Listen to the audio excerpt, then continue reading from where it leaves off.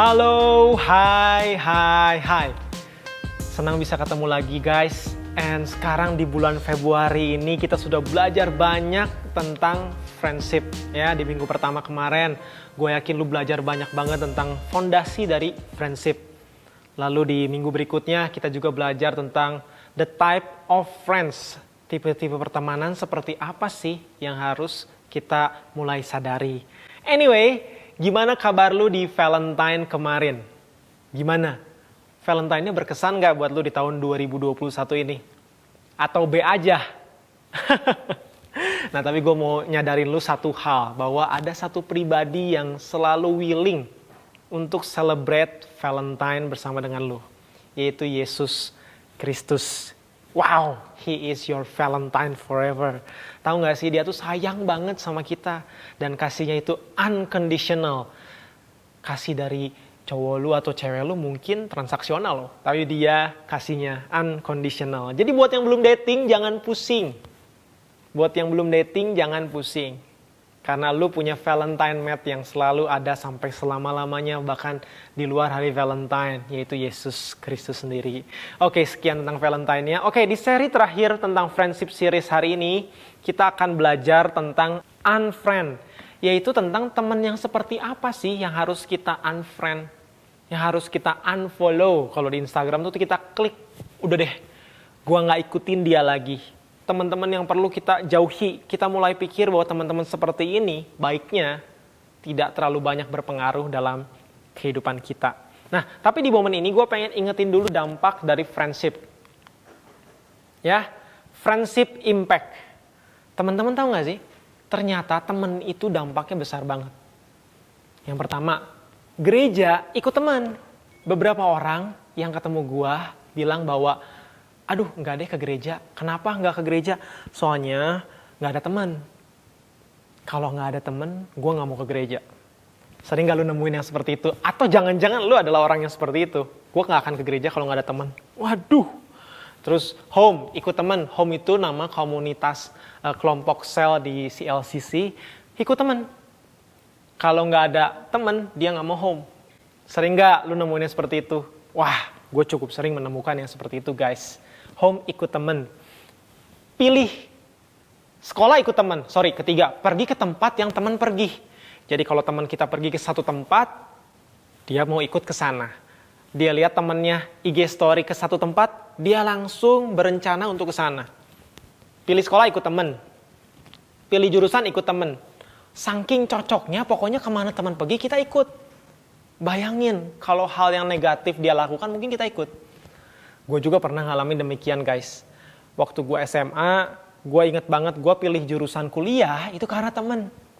Ada orang yang bilang gue, hey Vin, lu gaptek. Langsung aja hari itu gue pilih jurusan sistem informasi supaya gue gak gaptek. Berikutnya, kerja ikut temen. Temen buka bisnis sampingan. Kita pengen buka bisnis sampingan. Teman mulai kerja ke perusahaan ini nanti one day ikut. Teman kuliah ikut, teman kerja ikut. Ikut teman. Teman-teman, lu perlu mulai sadari hal ini bahwa teman itu dampaknya besar. Dan ini adalah hal yang real, guys. Ada statement berkata seperti ini, show me your friend and I'll show you your future. Tunjukkan kepada gua, teman-teman lu, maka gua akan menunjukkan masa depan lu. Wow, masa depan kita ternyata dipengaruhi oleh lingkungan kita, which is teman. Ya, artinya gini, jika ada teman-teman lu, mostly merupakan kedepannya misalnya ya, seorang pengangguran, kemungkinan besar lu berpotensi menjadi seorang yang pengangguran alias nggak suka kerja. Gue pun dulu ingat, semua teman sekelas gue main warnet.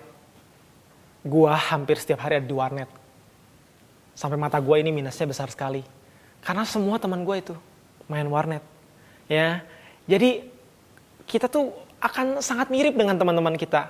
Makanya kata-katanya seperti ini. Your friends is your future. Teman-teman lu bisa jadi masa depan lu. Wow, ini harus disadari teman-teman. Ini harus lu sadari. Ini materi yang penting banget. Gua harap lu benar-benar memperhatikan ini dengan baik. Karena ini menentukan masa depan lu. Your friend is your future. Mostly kalau teman-teman lu mungkin gak mempedulikan kesehatan. Dia mulai merokok. Besar kemungkinan lu akan mulai merokok. Besar kemungkinan lu akan mengikuti perbuatan dari teman-teman lu. Bayangkan, kalau mostly di antara teman-teman baik lu tidak mencintai Tuhan, tidak mengikuti Tuhan, ada kemungkinan lu juga gak mau mengenal Tuhan. Ya, seperti yang tadi kita dengar di slide sebelumnya, friendship impact. Ada orang ke gereja karena ikut teman. Mostly bahkan demikian untuk anak-anak muda ya yang gue kenal. And kalau teman-teman lu mencintai Tuhan,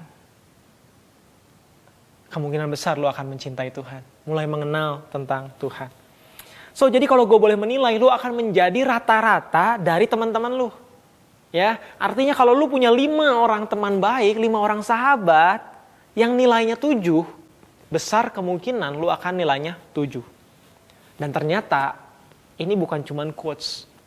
Di Alkitab berkata demikian. Ayat ini sempat dimention juga oleh Koriki. Amsal 13 ayat 20. Orang yang bergaul dengan orang yang bijaksana akan menjadi bijaksana. Orang yang bergaul dengan orang bodoh akan celaka. Sama ya dengan statement tadi, bener gak sih? Tunjukin sama gua, teman-teman lu, gua akan menunjukkan masa depan lu. Nah, kalau lu bergaul dengan yang bijaksana, lu akan menjadi bijaksana. Firman Tuhan berkata demikian ternyata. Wow. Amsal adalah kitab yang penuh hikmat, teman-teman. Dalam kita menjalani hidup ini, jangan sampai kita hanya menunggu meninggal masuk surga. No. Pastikan selama kita di dunia ini, kita menjadi orang yang maksimal. Fulfilling His plan in our life. Nah, jangan sampai salah berteman. Jangan sampai salah bersahabat. Ayo mulai evaluate your circle. Mulai perhatikan circle pertemanan lu. Mulai. Dan di bulan Februari ini, gue yakin kita semua, kalau mempraktekkan friendship series ini, kita akan sangat terbantu, ya. Pastor Craig Groeschel dari Life Church berkata seperti ini. It is impossible to live the right life when you have the wrong friends. Gak mungkin lu punya hidup yang benar kalau lu punya teman yang salah, ya. Gak mungkin lu punya hidup yang benar kalau circle pertemanan lu salah. Emang teman-teman yang salah tuh dampaknya apa sih? Seperti apa sih teman-teman yang salah itu berdampak buat kita? Nah, kita perlu lihat ini. 1 Korintus 15 ayat 33, terjemahan NIV berkata seperti ini. Do not be misled. Do not be misled. Jangan salah. Bad company corrupts good character. Pergaulan yang salah merusakkan karakter yang baik. Habit yang baik, karakter yang baik bisa rusak karena kita punya teman yang salah. Kalau kita punya teman yang salah, karakter kita yang baik bisa terkikis sedikit demi sedikit. Wah, ini bahaya banget, guys. Corrupts itu artinya merusak, memperburuk, ya, mengikis sedikit demi sedikit. Ya, minggu lalu Koriki sempat bahas tentang kita perlu selektif dalam memilih teman. Ya, ada tingkatan-tingkatannya. Ada casual friends, ya udahlah ini teman yang gak begitu berdampak. Ada mulai masuk ke close friends, ini teman-teman close friends ini pasti berdampak besar dengan kita. Nah, kita perlu selektif di sana. Ada yang intimate friends, ya. Tapi ingat ya, selektif bukan berarti lu benci loh. Jangan suka bersembunyi di balik kata selektif. Kan diajarin sama Ko Alvin untuk selektif. Jadi gue mau selektif aja, padahal lu benci. Jujur sama diri lu sendiri. Kenapa lu menjauh? Selektif di sini artinya supaya kita mempunyai masa depan yang luar biasa dengan kita punya ya good company. Karena good company pun pasti akan membangun karakter kita, ya.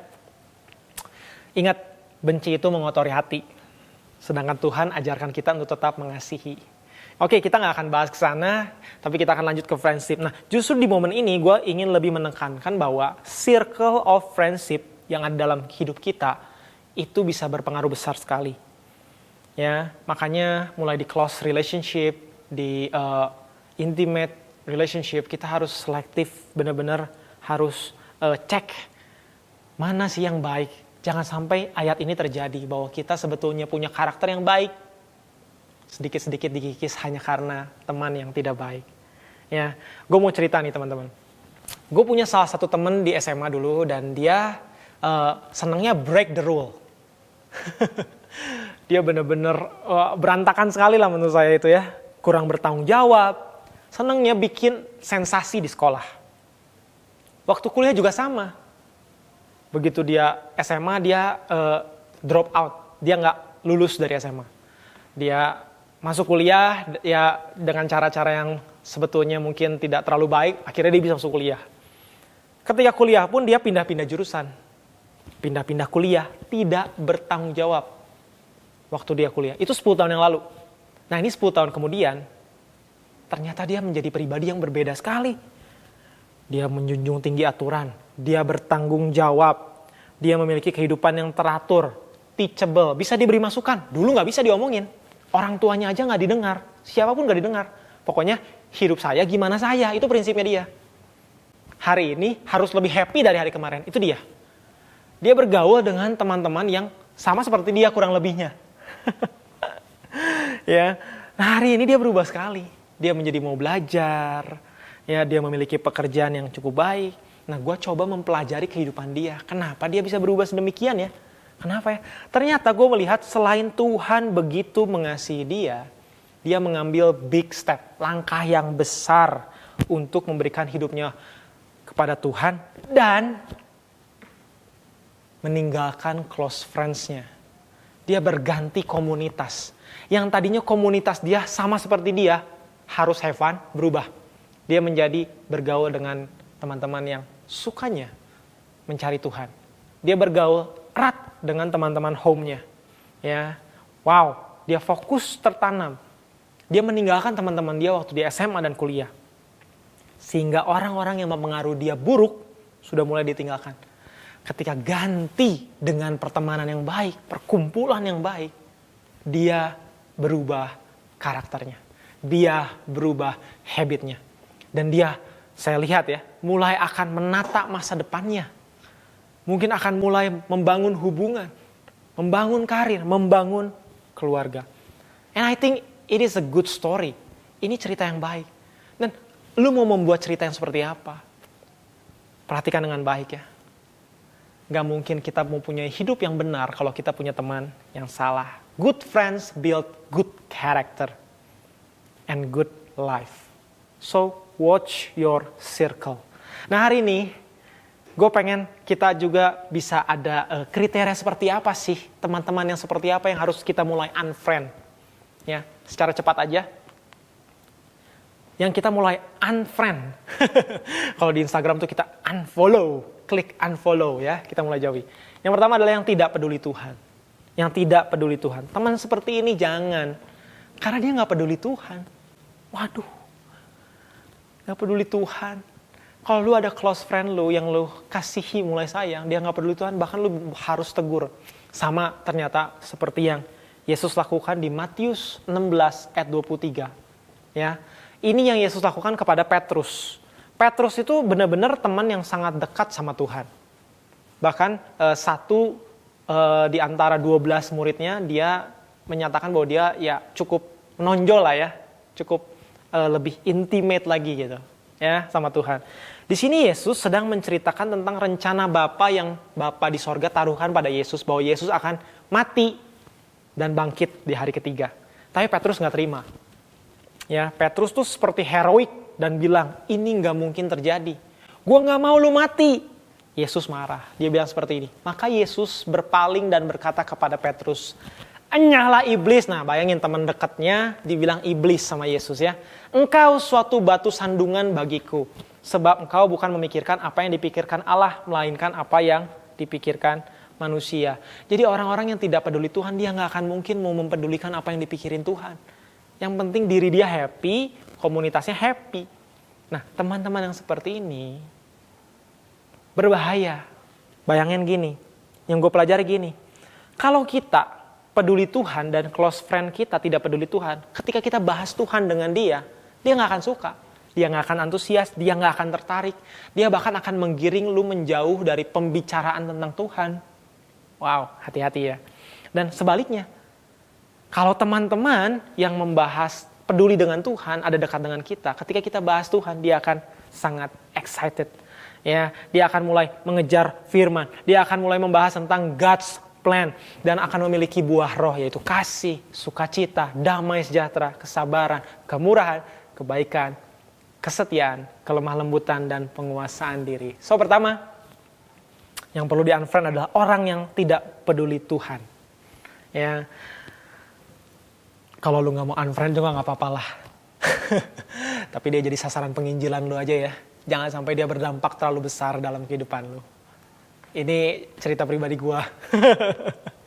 Lalu poin yang kedua yang menurut gua lu perlu mulai cek. Jangan teman-teman yang seperti ini masuk terlalu berpengaruh dalam hidup lu. Unfriend lah tipe yang selalu mengajak melakukan dosa. Ya, selalu mengajak melakukan dosa. Hey, dosa itu pemisah kita dari Tuhan. Yang membuat kita tidak damai, yang membuat kita merasa unworthy karena kita melakukan dosa, karena kita pendosa. Sejak semula dosa itu memisahkan kita dari Tuhan.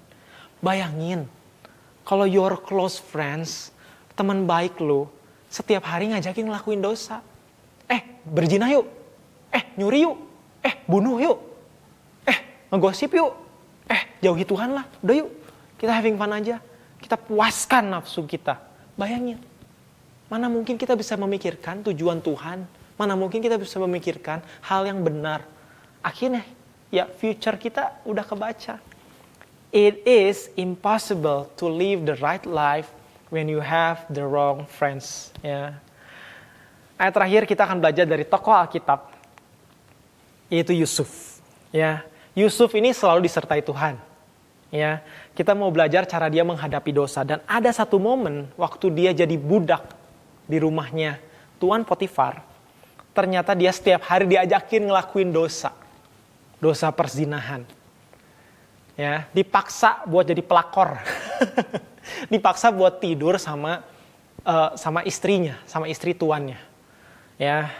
Nah, ini yang dilakukan Yusuf. Kok Yesus sih? Yang dilakukan Yusuf waktu dia diajakin ngelakuin dosa. Jadi kalau ada teman lu yang selalu ngajak lu buat dosa, ini yang harus dilakukan. Ya, ini yang dilakukan oleh Yusuf. Kejadian 39 ayat 12. Lalu perempuan itu memegang baju Yusuf sambil berkata, "Marilah tidur dengan aku." Diajak tidur, guys.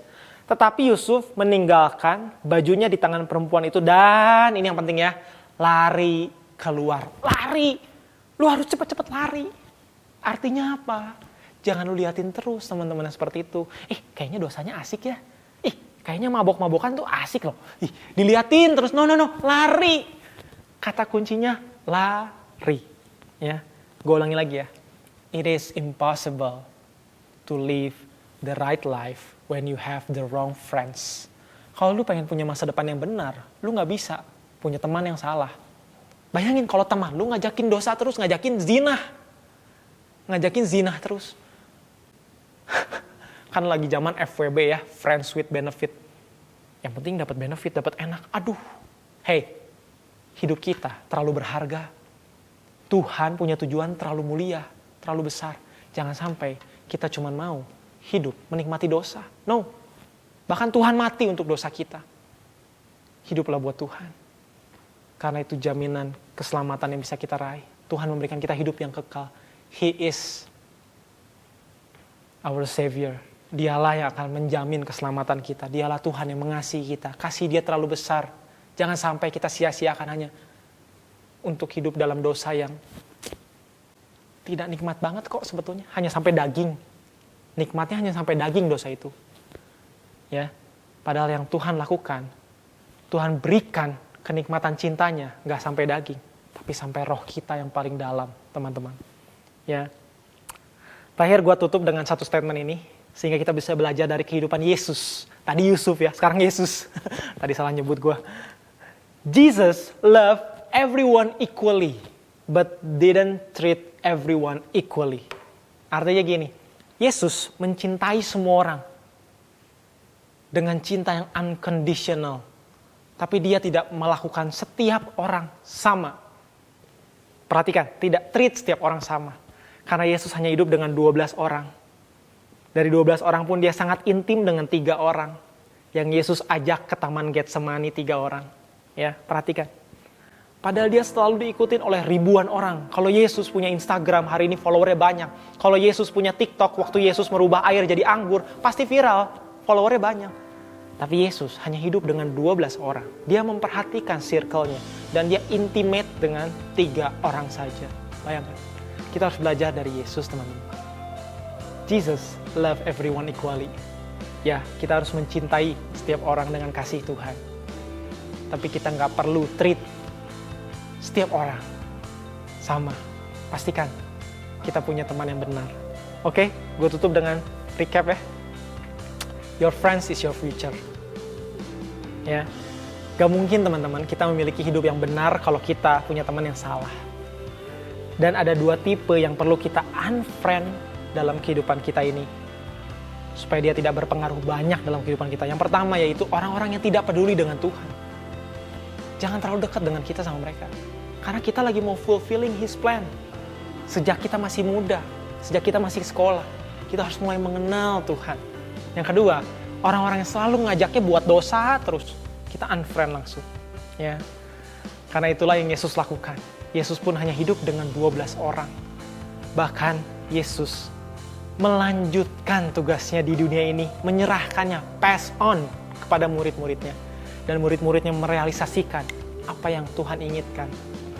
Hingga sekarang kita bisa tetap mengenal Injil, mengenal firman. Karena Yesus percaya kepada 12 murid ini. Fulfilling God's plan. Ya, guys, ini pesan penting banget. Jujur, ini juga yang sangat gue jaga dalam hidup gue. Ya, yang gue perhatikan benar. Karena gue pengen punya hidup yang benar. Ya, gue pengen punya hidup yang benar. Oke, gue ajak kita semua untuk berdoa. Mari kita berdoa. Tuhan, terima kasih untuk materi pesan Tuhan hari ini. Saya percaya Tuhan Kau akan berbicara secara spesifik buat setiap yang mendengar dan menonton, supaya kami bisa memiliki hidup yang benar. Dan ini firman Tuhan, kami mau hidupi Tuhan. Biarlah kami memiliki circle friendship yang benar, yang peduli sama Tuhan, yang peduli dengan tujuan Tuhan, yang peduli dengan firman Tuhan, yang mau mengenal Tuhan. Terima kasih Tuhan, terima kasih. Berdoa buat setiap yang mendengarkannya, biar kami bisa melakukannya dan mengaplikasikannya dalam kehidupan kami. Dalam nama Yesus, terima kasih Tuhan. Amin. Amin, amin, amin. See you again. God bless you.